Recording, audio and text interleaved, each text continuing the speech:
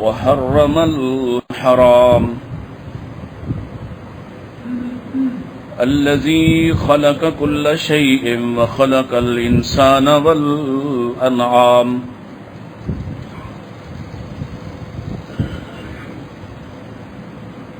والصلاة والسلام على أشرف الأنبياء وسيد الأنام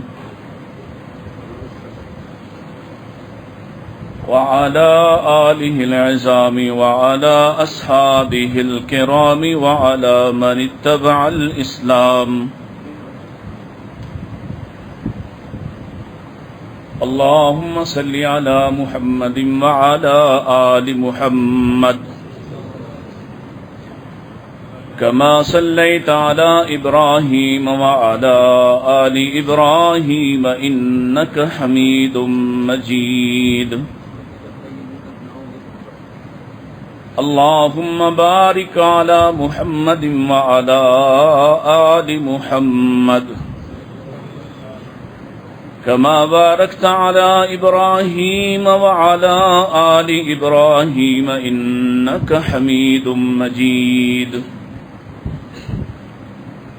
أعوذ بالله السميع العليم من الشيطان الرجيم. بسم الله الرحمن الرحيم. وما جعلنا لبشر من قبلك الخلد أفإن مت فهم الخالدون. كل نفس ذائقة الموت ونبلوكم بالشر والخير فتنة وإلينا ترجعون.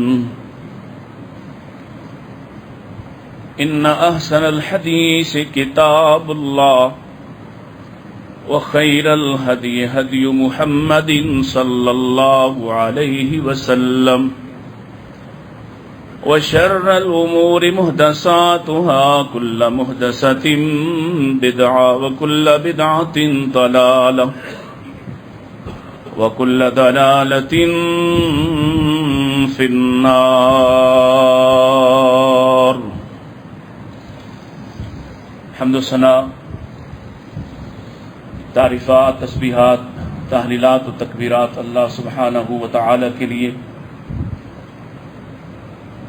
جس کے بے شمار انگنت لاتعداد احسانات ہیں، جو سراپا احسان ہے، حقیقی محسن ہے، جو خالق ہے، جو مالک ہے، جو ہر طرح کی قدرت پر قابض ہے، اور اسی کے لیے زمین و آسمان کی میراث ہے. وہی سب کچھ جاننے والا ہے، اسی کے ہاتھ میں تمام تر مخلوقات کا علم ہے.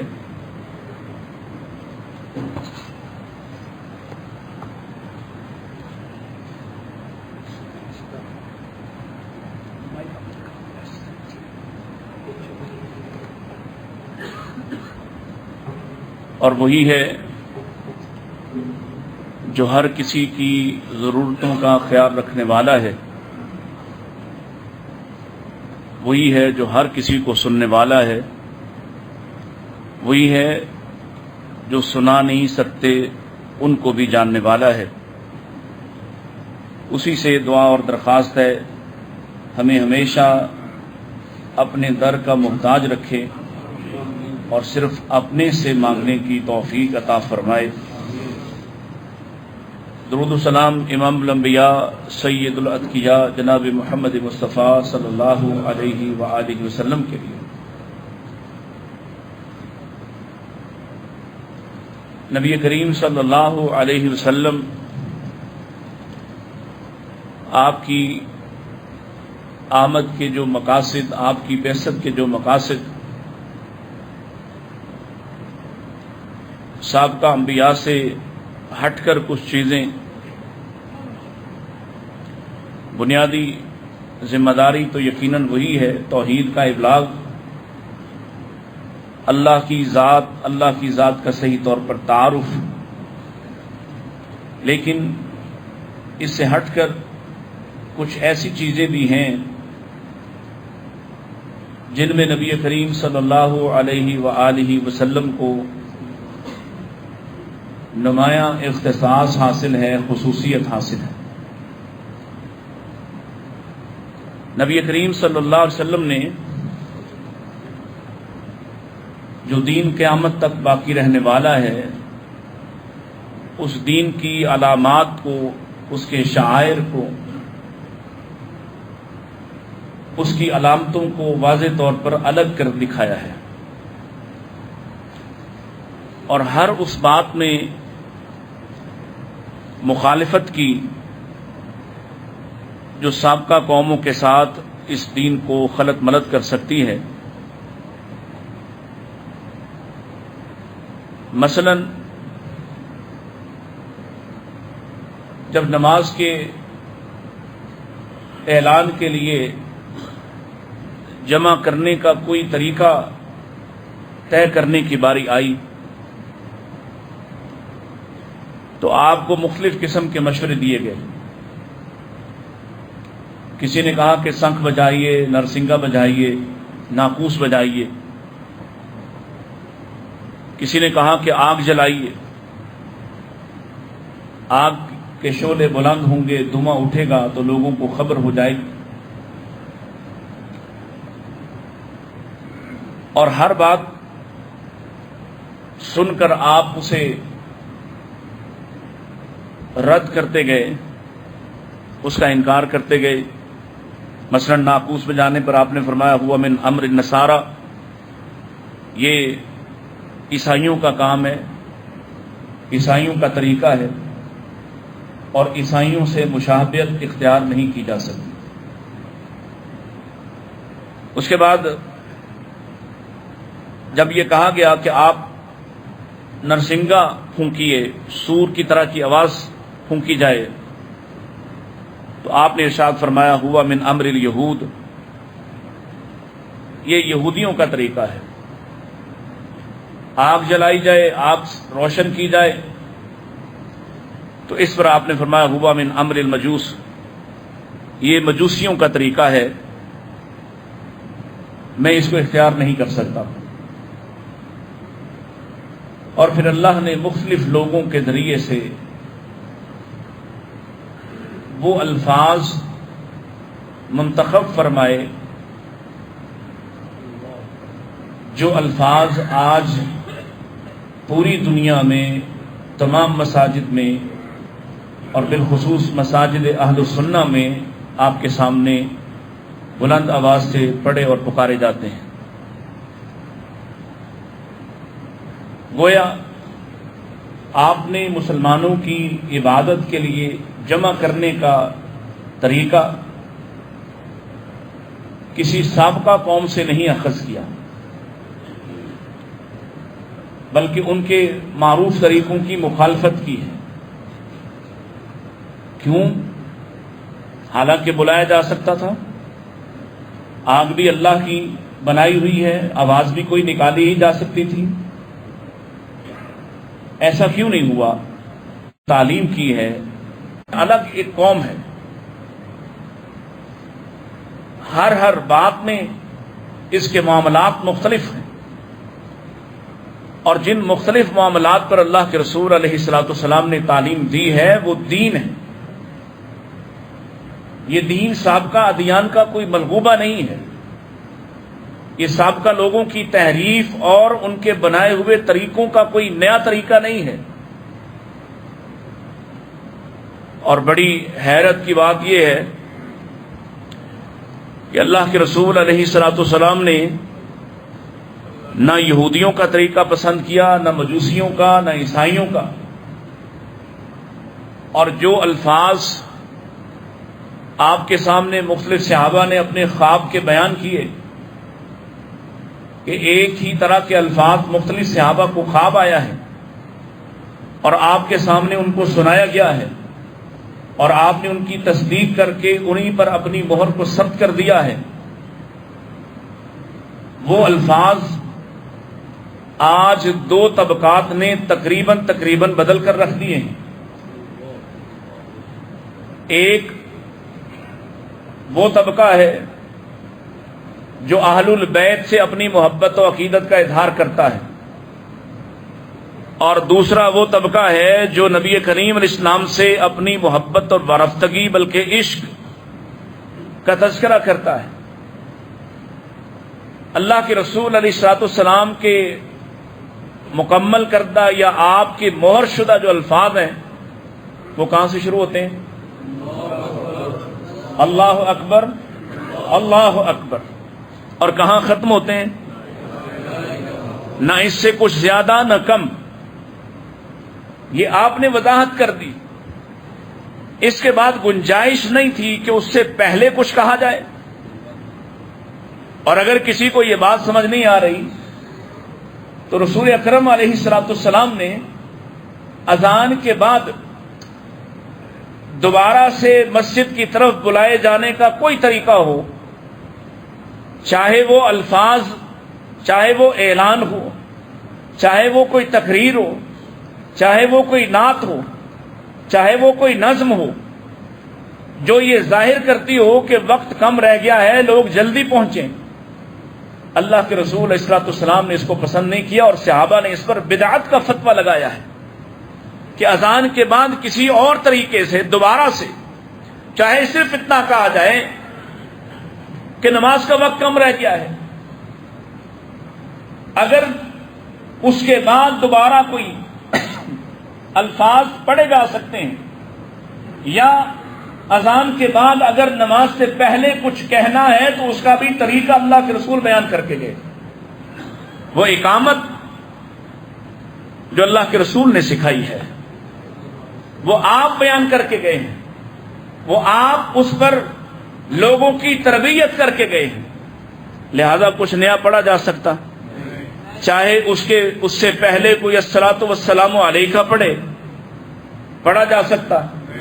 اختلاف اسی بات پہ ہے، اس اذان پر، یعنی جتنی اذان اللہ کے نبی علیہ الصلوۃ والسلام نے سکھائی اس پر اطمینان کا اظہار کرنا تھا، اس پر ایمان لانا تھا۔ واٹس ایپ لائن ہے وہ پہن لیتا ہوں، لیکن میرے دونوں طرف نہ زخم ہو گئے ہیں اس سے، یہ آج میں پہنتا ہوں، آئندہ اس کا آپ علاج کریں، مجھے دے دیں، اس کا حل کریں۔ ہاں یہ کچھ اور اس کا نہیں، دونوں طرف زخم بن گئے، دیکھیں نہیں وہ ٹیشو پھر تنگ کرے گا۔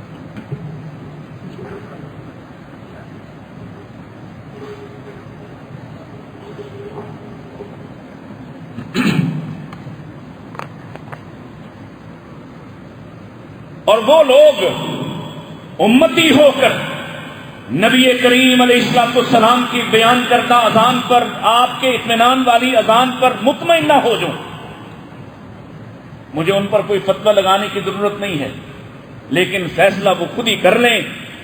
جنہیں رسول اللہ کا دین مطمئن نہیں کرتا، اللہ کے نبی علیہ الصلوۃ والسلام نے جن الفاظ پر اطمینان کا اظہار کیا، جن الفاظ پر آپ نے مہر لگا دی، یہ جو ہم نعرے لگاتے ہیں، تاجدار ختم نبوت، آپ کی ختم نبوت کو مانتے ہیں، خاتم النبیین تسلیم کرتے ہیں، اور آپ کو خاتم النبیین مانے بغیر ایمان مکمل ہوتا ہی نہیں ہے، تو اس کا کیا مطلب ہے کہ ایک لفظ بھی اس کے بعد دین میں، ایک لفظ بھی اس کے بعد دین میں نیا گھڑنے کی اجازت، یہ عقیدہ ہے، یہ کوئی نارمل بات نہیں ہے کہ کوئی بات نہیں ہے جی اذان میں کچھ اضافہ کر لیا ہے، اگر کچھ اضافہ جائز ہے تو پھر ان کا بھی جائز ہے، جائز ہونا چاہیے نا۔ تم نے پہلے بڑھا لیا، اس نے درمیان میں بڑھایا ہے، تو پھر اس کا بھی مان لو کہ وہ بھی ٹھیک کرتا ہے، وہ بھی اپنی مرضی کی اذان کہہ دیتا ہے، کل کو کوئی اور اٹھے اور طریقہ ایجاد کر لے، کوئی اور الفاظ ایجاد کر لے، یا انہی الفاظ کو اپنی زبان میں پکار دے۔ کوئی بندہ پنجابی اذان کہہ دے، کیوں بھائی؟ اذان ہو جائے گی؟ کوئی بندہ پنجابی میں پکارے لوگوں کو، کوئی بندہ کھڑا ہو اور اللہ بڑا ہے کہنا شروع کر دے، اذان ہو جائے گی؟ کیوں نہیں ہوگی؟ کہہ تو وہی رہے نا، وہ کہے کہ میں گواہی دیتا ہوں اللہ ایک ہے، اس کے سوا کوئی معبود نہیں، میں گواہی دیتا ہوں محمد رسول اللہ اس کے رسول ہیں، کیوں نہیں ہوگا؟ اس لیے کہ جس کو اللہ نے دین بیان کرنے کے لیے بھیجا ہے، اس نے جس بات پر مہر لگا دی وہی دین ہے، اور اذان دین کا حصہ ہے، نہ صرف حصہ ہے بلکہ دین کی علامت ہے، اور ہر وہ بات جو دین کی علامت ہے اللہ کے رسول صلی اللہ علیہ وسلم نے دیگر ادیان سے مخالفت کی ہے۔ اسی طرح سے عاشورہ کا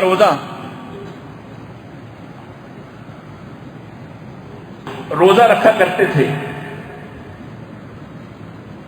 کون؟ یہودی۔ اللہ کے رسول علیہ السلام نے جب ان کو دیکھا روزہ رکھتے ہوئے، پوچھا یہ کیوں رکھتے ہیں؟ بتلایا گیا موسیٰ علیہ السلام نے اس دن بنی اسرائیل کو نجات دلائی تھی، اس کی خوشی میں رکھتے ہیں، اس کی خوشی میں، اس نجات یوم نجات مناتے ہیں روزہ رکھ کر۔ فرمایا موسیٰ ہم موسیٰ کے لیے حق زیادہ رکھتے ہیں، لہذا میں بھی روزہ پہلے ہی رکھتے تھے، لیکن فرمایا اگلے سال میں 2 رکھوں گا۔ 2 رکھوں گا کیوں؟ تاکہ ان یہود سے ہمارا فرق واضح ہو جائے، تاکہ ان یہود سے ہمارا فرق واضح ہو جائے۔ اللہ نے اگلے سال رمضان فرض کر دیا ہے، لہذا اس کے بعد عمل تو نہیں ملتا لیکن نیت و ارادہ مخالفت کا ملتا ہے۔ تیسری بات، مسند احمد کی ایک روایت میرے سامنے ہے، نبی کریم علیہ السلام ہفتہ اور اتوار کا روزہ رکھا کرتے تھے۔ کس دن کا؟ ہفتہ اور اتوار۔ کیوں رکھتے ہیں؟ فرمایا فَإِنَّهُمَا، میں یہ روزہ اس لیے رکھتا ہوں، إِنَّهُمَا عید المشرکین، یہ مشرکین کی عید ہے۔ یہ دونوں دن مشرکین کی، اور کن کو مشرکین کہا ہے؟ ہفتہ اور اتوار پوجنے والوں کو، جو ہفتے کو بھی عید مناتے ہیں اور جو اتوار کو بھی عید مناتے ہیں۔ وہ کون سے 2 طبقات ہیں؟ یہود اور بولیے یہود اور نصارہ، عیسائی اور یہودی۔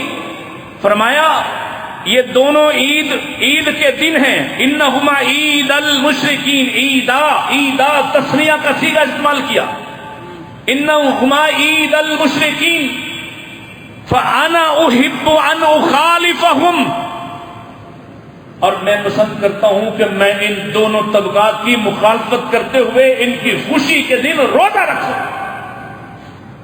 سنتے جائیے، کن سے مخالفت کرنا ہے؟ جن سے وہ کرسمس منائیں اور تو میلاد منائے۔ وہ کرسمس کب مناتے ہیں؟ کب مناتے ہیں؟ نہیں، کب مناتے ہیں؟ 25 دسمبر۔ کب مناتے ہیں؟ کیوں مناتے ہیں؟ عیسیٰ پیدا ہوئے، ولادت کی خوشی میں وہ میلاد منائیں اور تو بھی میلاد منائے۔ اگر کسی سابقہ قوم کا کوئی طریقہ اسلام کا طریقہ بنانا جائز درست ہوتا تو سب سے پہلے محمد رسول اللہ اس پہ اختیار کرتے ہیں، سب سے پہلے آپ اختیار کرتے ہیں۔ آپ سے پہلے ہوا، عیسیٰ آپ سے پہلے پیدا ہوئے، عیسیٰ آپ سے پہلے پیدا ہوئے اور آپ سے پہلے ہی ان کی ولادت کو منایا جاتا ہے۔ عیسیٰ پہلے پیدا ہوئے ہیں، عیسیٰ کو خدا کا بیٹا قرار دینے والے ان کی خوشیاں منا رہے ہیں، ان کا طریقہ ایجاد کیا ہوا ہے۔ آپ نے بھی اس طریقے کو ایجاد کرنا ہوتا تو کیا کرتے؟ آپ بھی اپنا کوئی طریقہ جاری کرتے تھے۔ لیکن جب آپ سے پوچھا گیا کہ آپ یہ اتوار کا روزہ، آپ یہ پیر کا روزہ کیوں رکھتے ہیں؟ تو آپ نے کیا فرمایا؟ میں اس لیے رکھتا ہوں کہ میں اس روز کہتا ہے نبی پاک نے ولادت کا جشن تو منایا روزہ رکھ کر، ولادت کا جشن تو پھر نبی پاک نے سال کے 52 پیر کے روزے رکھے ہیں، 52 پیر کے روزے تو بھی رکھ، میلاد منا، ہمیں کوئی اعتراض نہیں ہے، منانا۔ پہلے تو 52 روزے رکھ، پہلے تو 52، پھر دیکھتے ہیں کہ کیسے تیری قوم تجھے معاف کرتی ہے۔ رکھ 52 روزے، ہر پیر کا روزہ۔ نبی کریم علیہ الصلوۃ والسلام ایک عمل جو ایک مرتبہ کرتے ہیں وہ مستقل دہرانا ہے، آپ چھوڑ نہیں سکتے کوئی عمل۔ آپ نے 2 رکعت پڑھی فجر کی، ہمارے لیے لازم قرار پائی۔ آپ نے 4 فرض کے پہلے پڑھی ظہر پہ، 2 بعد میں پڑھی، ہمیں بھی پڑھنا پڑی۔ آپ نے عصر کے بعد، حضرت عبداللہ ابن عمر فرماتے ہیں نبی کریم علیہ السلام عصر کے بعد 2 رکعت نماز پڑھا کرتے تھے، اور یہ آپ کو بڑی محبوب تھی، اور آخری عمر میں آپ کے لیے مشکل بھی ہوئی، لیکن آپ بیٹھ کر پڑھتے تھے، پھر بھی آپ نے چھوڑی نہیں ہے۔ جو عمل نبی نے شروع کیا وہ مسلسل کیا۔ نبی نے روزہ رکھا، پیر کا روزہ رکھا تو مسلسل رکھا۔ سال کے 52 روزے رکھ، تو 52 دفعہ میلاد منا، ہمیں کوئی اعتراض، لیکن جو طریقہ تو نے ایجاد کیا ہے یہ طریقہ تو اس سے پہلے تیرے بھائی عیسائی اختیار کر چکے ہیں، یہ تیرے بھائی پہلے اختیار کر چکے ہیں، تیری مشابہت ان کے ساتھ تو بھائی بھی ان کا ہے، اور اگر تو تیری مشابہت ان کے ساتھ نہیں پھر رسول اللہ کا طریقہ اختیار کر، ان کی مخالفت کر۔ وہ جو اپنے نبی کے ولادت کے جشن میں کرتے ہیں، کیا وہ روشنیاں کرتے ہیں یا نہیں کرتے؟ بولیے کیا وہ روشنیاں کرتے ہیں یا نہیں کرتے؟ کیا وہ کیک کاٹتے ہیں یا نہیں کاٹتے؟ کیا وہ مرد و زن کا اختلاف کرتے یا نہیں کرتے؟ کیا ان کے بھی ہوٹل زنا کے لیے بک ہوتے یا نہیں ہوتے؟ کیا وہ بھی اسی طرح سے جلسے جلوس کرتے یا نہیں کرتے؟ جو وہ کرتے ہیں وہی سب کچھ کر کے تو اسلام کا نمائندہ نہیں بن سکتا، اس لیے کہ اسلام کا نمائندہ بننے کے لیے یہود و نصارہ کی مخالفت کرنا پڑے۔ نبی کریم علیہ السلام کا طرز عمل کیا ہے؟ آپ نے ہر بات میں ان کی مخالفت کی ہے۔ تیسری بات دیکھیے، آپ جب مدینہ تشریف لے گئے تو وہاں جا کے پتا چلا کہ یہ جو یہود ہیں یہ ایام حیض میں اپنی عورتوں کو منحوس سمجھتے ہیں، ان کے قریب نہیں جاتے، ان سے کوئی واسطہ تعلق نہیں رکھتے، ان کو قریب آنے نہیں دیتے، ان کو ناپاک خیال کرتے ہیں، ان کے ساتھ کسی قسم کا کوئی تعلق نہیں رکھتے۔ اللہ کے رسول علیہ السلام نے اس کے مخالف یہ حکم دیا کہ تم اپنی عورتوں کے ساتھ اچھا سلوک کرو، نہ صرف اچھا سلوک بلکہ میری ماں سیدہ عائشہ رضی اللہ تعالیٰ عنہا اپنی تنہائی کو بیان کرتی ہیں کہ اللہ کے نبی ہم سے مباشرت کیا کرتے تھے، یعنی جسمانی طور پر ہم سے قربت رکھا کرتے تھے، ماں سوائے مجامعت کے، ماں سوائے جنسی تعلق کے باقی سب کچھ ہم سے کیا کرتے تھے، ہمارے بستر پر سویا کرتے تھے۔ بلکہ ایسا بھی ہوا نبی علیہ السلام مسجد کے اندر ہیں اور وہ ایام حیض میں ہونے کے باوجود آپ کے سر میں کنگھی کر رہی ہیں، آپ ان کے ہاتھ سے پکا ہوا کھایا کرتے تھے، آپ ان کے ساتھ اٹھا بیٹھا کرتے تھے، آپ ان کے ساتھ سویا کرتے تھے۔ مخالفت۔ چوتھی بات، یہود کا طریقہ تھا، اللہ کے نبی علیہ السلام کو پتا نہیں تھا۔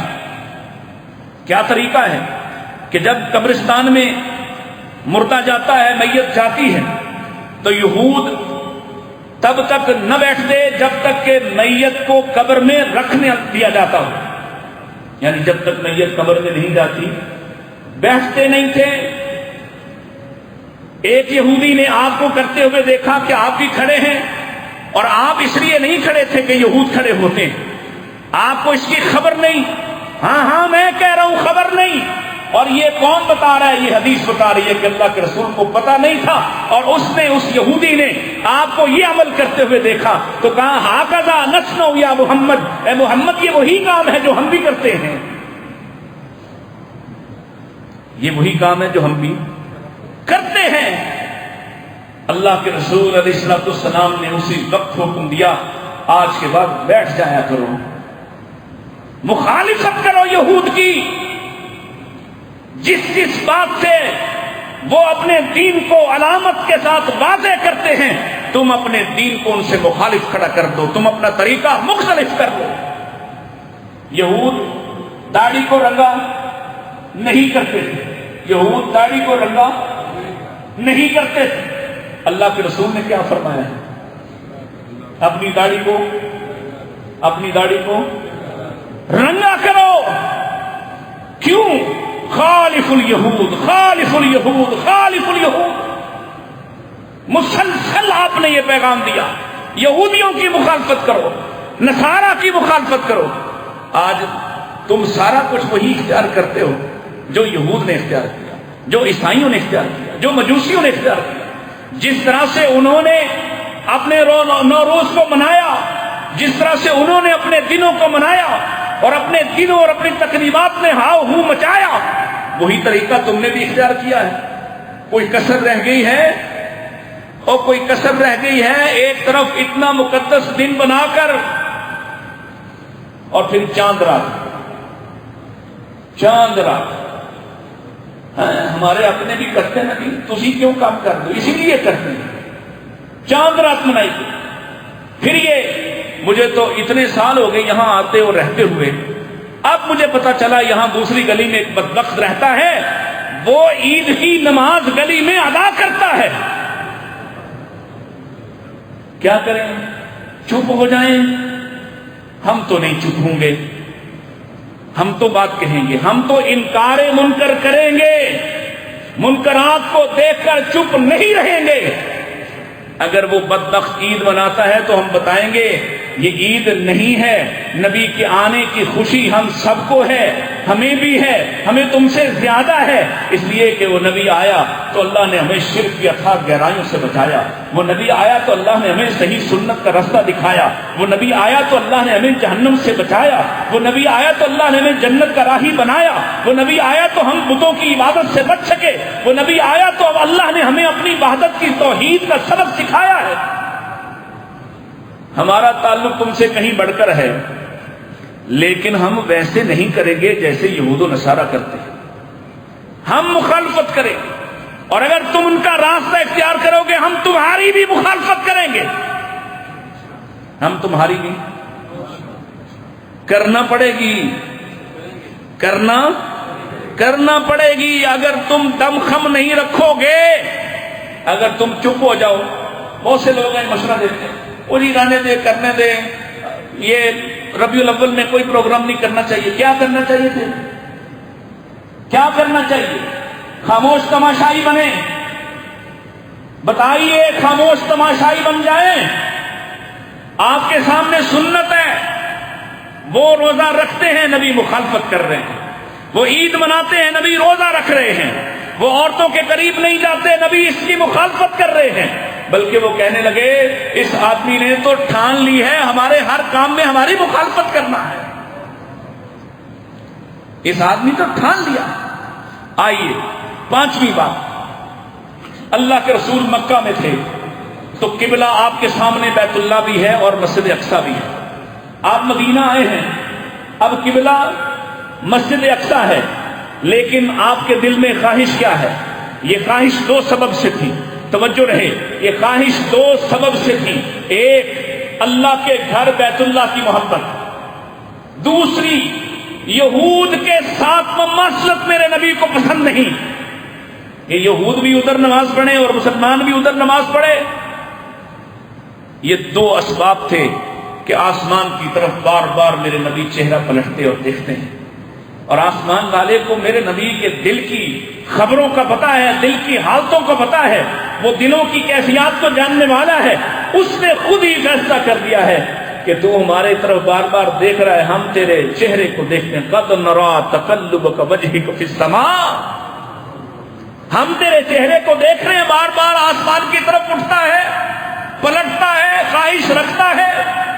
فَلَنُوَلِّيَنَّكَ قِبْلَةً تَرْضَاهَا، ہم تیرے دل کی مرضی رضا کے مطابق تیرا قبلہ تبدیل کر رہے ہیں۔ نبی کو یہود کا قبلہ بھی برداشت نہیں ہے۔ مخالفت ہوئی یا نہیں ہوئی؟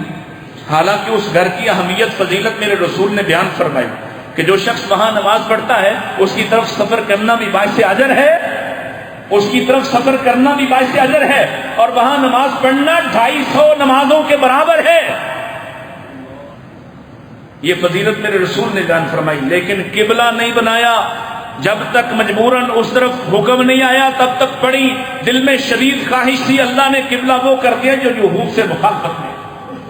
اب پوری دنیا میں تب تک جان بوجھ کر کوئی شخص اگر بیت اللہ کی طرف رخ نہ کرے نماز ہوتی، تب نماز ہوگی جب رخ بیت اللہ کی طرف کرے۔ ہاں ایسی کسی جگہ ہے، ایسی کسی ملک میں، ایسی کسی ویرانے میں جس میں اس کو سمت کا تعین نہیں، علم نہیں، فَأَيْنَمَا تَكُونُوا فَثَمَّ وَجْهُ اللَّهِ، پھر جدھر مرضی منہ کر لے، لیکن نیت پھر بھی یہ ہوگی کہ اللہ جانتا ہے میرا بیت اللہ کدھر ہے، قبلہ وہی ہوگا۔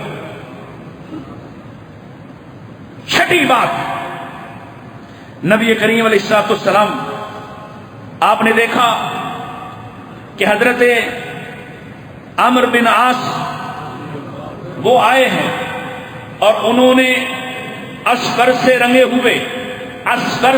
ہوئے کپڑے، اصفر ایک بوٹی ہے، اس سے رنگے ہوئے کپڑے پہنے، جن کا رنگ زرد یا زردی مائل، ایک مخصوص رنگ، باقی سارے رنگ نبی نے پہننے کو حکم دیا، کسی سے منع نہیں کیا، کسی رنگ کو پابندی نہیں لگائی، کوئی رنگ مرد پہنے عورت پہنے کوئی پابندی نہیں، لیکن صحابی پہن کے آئے ایسا لباس جو مجوس کا مذہبی لباس ہے، جو مشرکین کا مذہبی لباس ہے، جو ہندوؤں کا مذہبی لباس ہے۔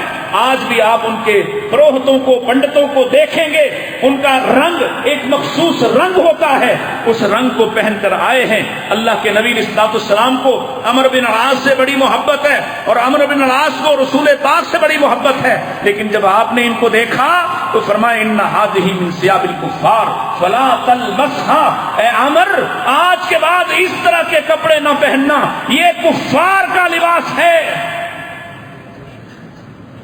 اور کسی بات پر پابندی نہیں، نہ کسی کے دھوتی پہننے پر پابندی، نہ کسی کے پینٹ پہننے پر پابندی، نہ پاجامہ پہننے پر پابندی، نہ شلوار پہننے پر پابندی، نہ کوئی اور رنگ پہننے پر پابندی، صرف ایک رنگ جو اصفر رنگ ہے، اصفر بوٹی سے نکلتا ہے، اس کو منع کیا۔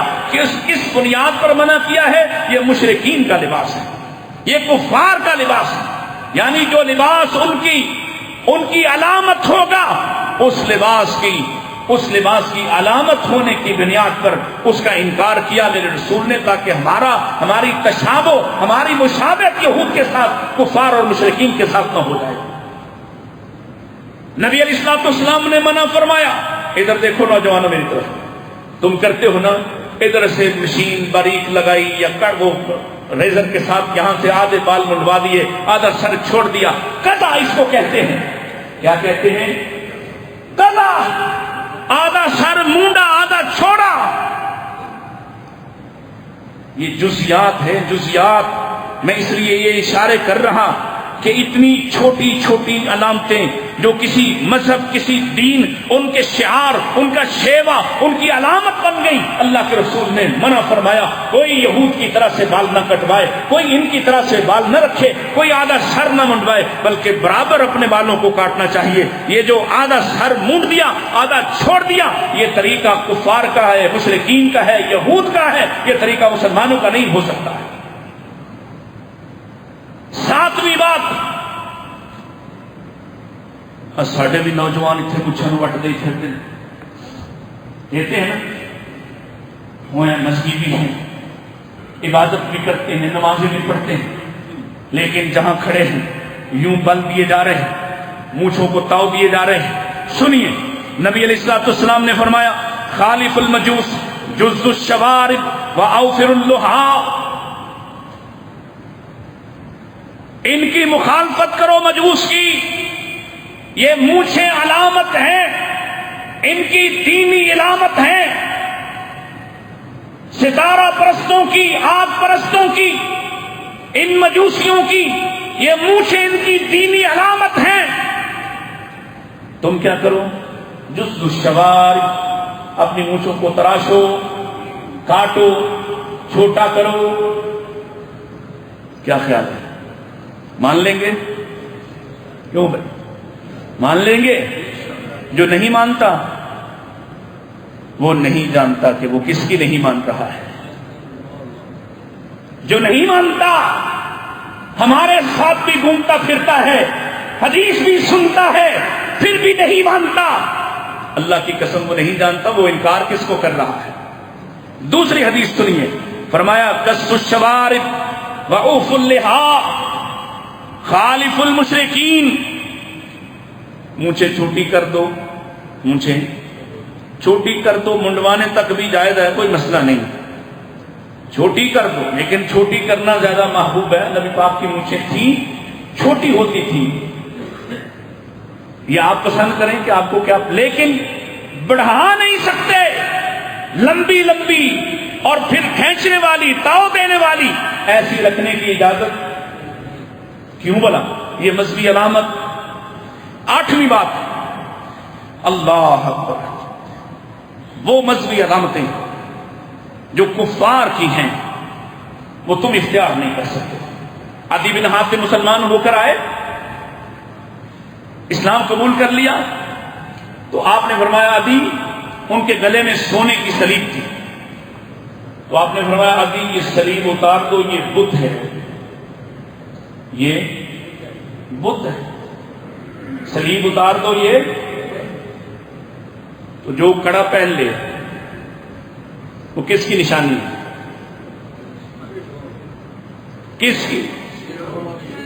جو پاؤں میں کڑے پہنتا ہو، گلے میں کنٹھے باندھتا ہو، پہنیں گے کڑے انشاءاللہ ہاتھوں میں، لیکن کب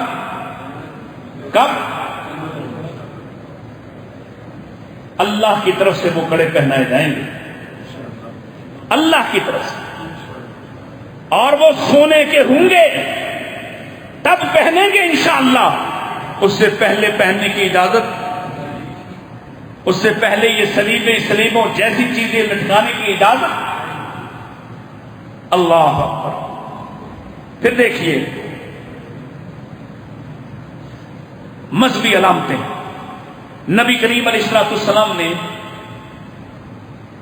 کچھ خبریں دی، ایک حصہ یہ آپ کے سامنے میں نے رکھا کہ ہر وہ بات، ہر وہ طریقہ، ہر وہ چیز، ہر وہ علامت جو کسی دوسرے مذہب کی پہچان بنے اس کو قبول کیا جا سکتا، چاہے وہ تقریب ہو، ہیپی برتھ ڈے ہو، لکھا ہوتا نا لوگوں نے، اور پھر طریقے بہانے سے کچھ نہ کچھ اظہار کر ہی دیتے ہیں، پھر کچھ نہ کچھ لوگ اس جنم دن پر خوشی منا ہی لیتے ہیں، کچھ نہ کچھ اس کا کچھ حصہ اختیار کر ہی لیتے ہیں۔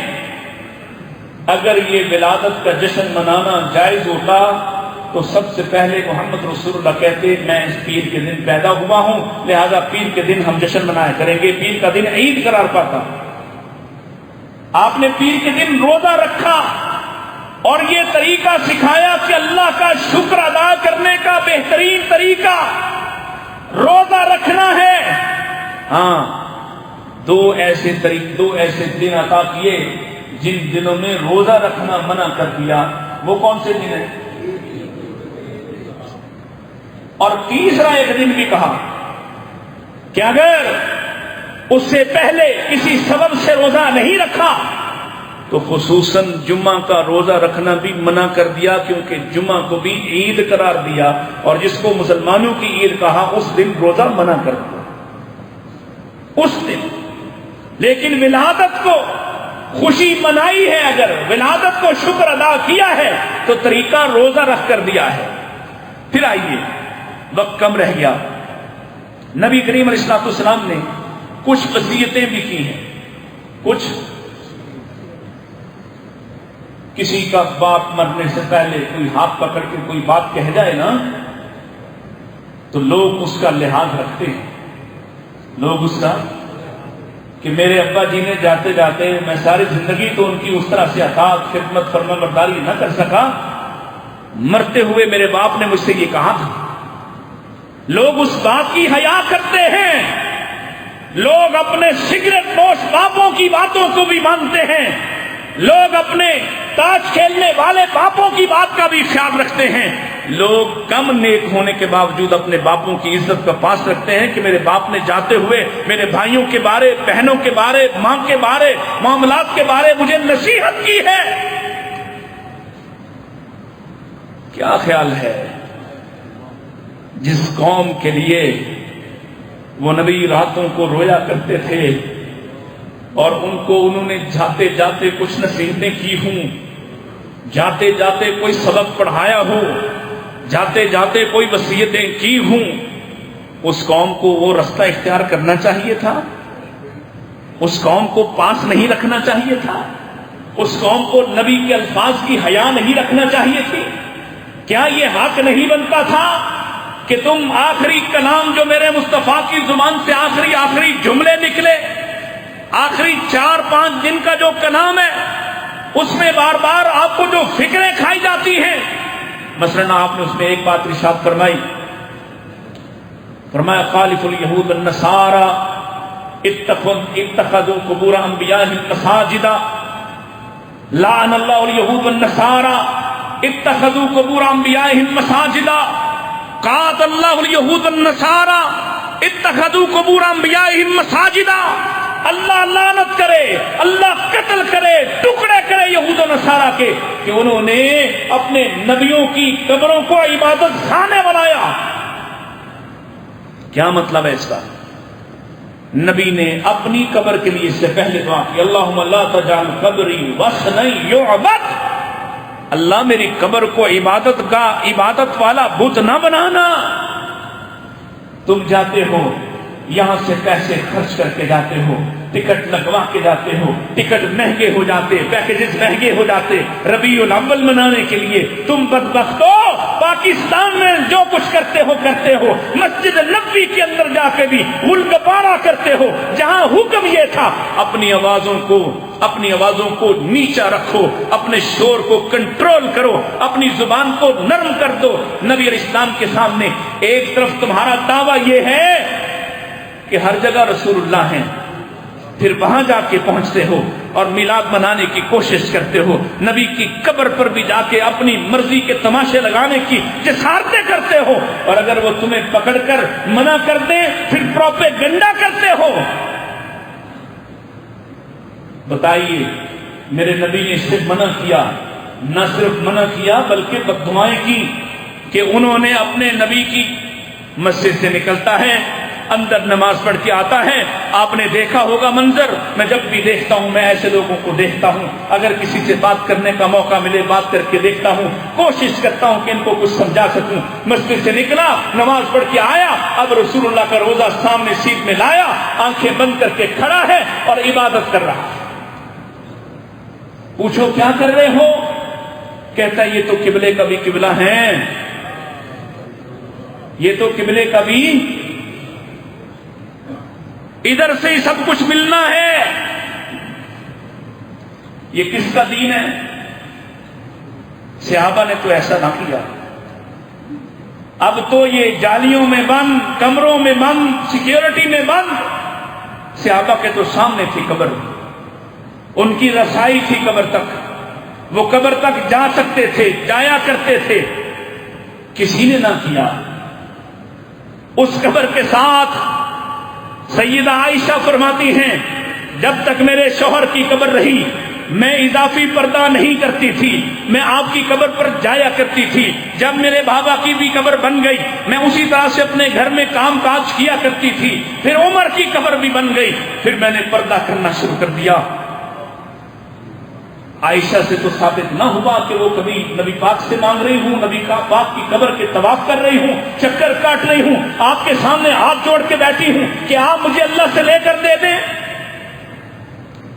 سیدنا عمر اسلام کے رضی اللہ عنہ کے زمانے میں قحط پڑ گیا ہے، بارش نہیں ہو رہی، لوگوں نے کہا خلیفہ جی نماز پڑھائیں، نماز استسقاء کروائیں۔ آپ نکلے اور آپ نبی پاک اسلام کے چچا کو لے کر نکلے، نماز خود پڑھائی ہے، اور پھر حضرت عباس کو ساتھ کھڑے کر کے کہا اللہ اس سے پہلے ہم تیرے نبی کو وسیلہ بنا کر آیا کرتے تھے، ہم تیرے نبی کے ذریعے سے مانگا کرتے تھے، اب تیرا نبی نہیں ہے، ہم تیرے نبی کے چچا کو لے کر آئے ہیں۔ نبی موجود تھے قبر میں، کون سا طریقہ ہے جو تم اختیار کر رہے ہو؟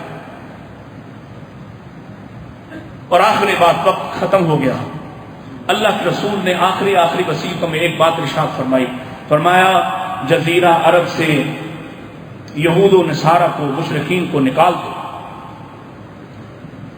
یہ ہے میرے اور آپ کے کرنے کا کام، یہ ہے امت مسلمہ کے باقی 55 ممالک کا کرنے کا کام کہ یہ سعودی حکام پر اس بات پر ضرور نقد کریں، تنقید کریں، اس پر دباؤ ڈالیں کہ ہمارے نبی کی نصیحتوں اور وصیتوں میں سے ایک وصیت یہ ہے جزیرہ عرب میں مشرکین کو آباد نہ ہونے دو، جزیرہ عرب میں ان کے عبادت خانے نہ رہنے دو، جزیرہ عرب میں مشرکین یہود اور نصارہ کی عبادت خانے نہ رہنے دو، ان کو نکال دو۔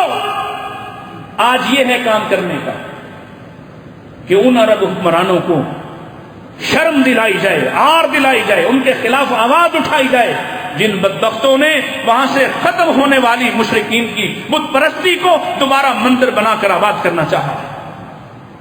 یہ ہے کام کرنے والا، یہ نہیں کرتے، اس پر کوئی آواز نہیں اٹھاتے۔ پاکستان میں نا جیسے قادیانیوں کی کوئی معبد بن جائے، عیسائیوں کا چرچ بن جائے، رافضیوں کا کوئی باڑہ بن جائے، کسی کے کان پہ جوں نہیں ملتی، لیکن اہل حدیث مسجد بنانا شروع کر دو، سارے مل کے اکٹھے ہو کر آ جائیں گے۔ جو کام کرنے والے ہیں وہ نہیں کرنے۔ تو آئیے اس بات سے سیکھیے، اللہ کے رسول علیہ الصلوۃ والسلام نے جس بات سے کسی قوم، کسی مذہب کی کوئی علامت پہچان بنتی ہے، اس بات سے آپ نے انکار کیا، اس کی مخالفت کی۔ اگر ان کا کوئی دن ہے تو دن کی مخالفت کی، اگر ان کا کوئی طریقہ ہے تو طریقے کی مخالفت کی، اگر ان کی کوئی خوشی ہے، خوشی منانے کا کوئی مخصوص انداز ہے، اس مخصوص انداز کی مخالفت کی، اگر بال ہے بالوں کا انکار کیا، اگر لباس ہے لباس کا انکار کیا، مونچھیں ہیں مونچھوں کا انکار کیا۔ مخالفت کرنے کا مقصد کیا تھا؟ خاص ہے ترکیب میں قوم رسول ہاشمی، خاص ہے ترکیب میں قوم رسول ہاشمی۔ تمہارے تہوار بھی رسول اللہ بیان کر کے گئے، تمہارا لباس بھی رسول اللہ بیان کر کے گئے، تمہاری غذا قطع بھی رسول اللہ بیان کر کے گئے، تمہارے چہرے پر کتنے بال داڑھی کہاں تک ہوگی یہ بھی رسول اللہ بیان کر کے گئے، تمہارا لباس کیسا ہو، تمہارے اطوار کیسے ہوں، تمہاری زبان کیسی ہو، تمہارے معاملات کیسے ہوں، اللہ کے رسول علیہ الصلوۃ والسلام ایک ایک بات بیان کر کے گئے ہیں۔ لہذا اب کسی نئی پہچان کی، نئی علامت کی، نئی خوشی کی، نئے دن کی، نئے تہوار کی، نئے طریقے کی نہ اجازت ہے نہ گنجائش ہے، نہ اجازت ہے، بولیے نہ اجازت ہے نہ گنجائش ہے۔ یہ دین مکمل ہو چکا ہے، یہ دین مکمل جزیات کے ساتھ مکمل ہے، لفظ مکمل ہے۔ کوئی ایک بات کی ایسی نہیں جو یہ کہہ سکے کوئی کہ یہ طریقہ آپ ہمیں سکھا کر نہیں گئے۔ اللہ ہمیں سمجھنے اور عمل کرنے کی توفیق عطا فرمائے۔ وآخر دعوانا ان الحمد للہ رب العالمین۔